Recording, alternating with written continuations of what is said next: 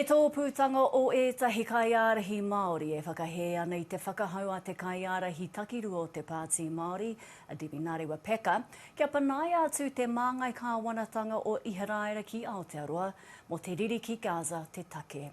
Kaya tūma mau harawira te roa nā tōna whakamārama. He pakanga kei tōna te kaumauno mano kilomita te tawhiti i Aotearoa. He oia no kai te tai kakarerua nei te whiunga o te kupu ki kone. I am saddened for our Israeli people and what they had suffered October the 7th, but I am even saddened more by Palestinian, the cruelty that's now gone beyond revenge.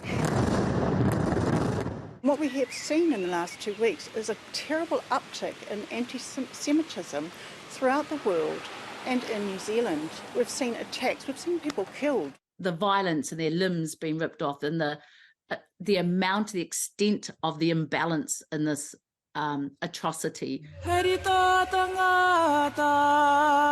te rā wiki puta I te karanga a te Pāti Māori kia tūwhitia te māngai kāwanatanga o Iharaira ki Aotearoa ni. Me he mea ka haere tonu te patutanga tai Gaza. Ai tā rātou anō me mahi tahi a Iharaira kia Hamas ki te hohou I te rongo. I found that very disappointing because I don't think it really they understand the reality of what we're facing here, which is that Hamas is a radical Islamist organisation, has in their charter they want to annihilate Israel. That's what Israel has been facing for the last 16 years.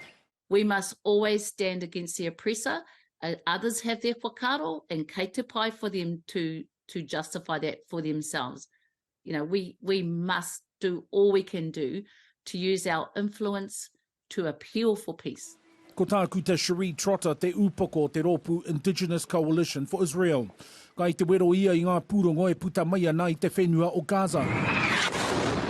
Matua rā mo te pahūtanga o te hohipera o Al-Ali Arab. What we saw was a news report that claimed that Israel had struck a hospital in Gaza, killing 500 people. That news report came out almost instantly. Where did it come from? Well, it came from Hamas, of course. So what actually happened in that instance was that it was a backfire from Islamic Jihad rocket. They were firing into Israel. Ko te āpōtoro rehi tau te hāhiratana ko Kireama pene tērā kai te tautoko I te wero ki te Pāti Māori.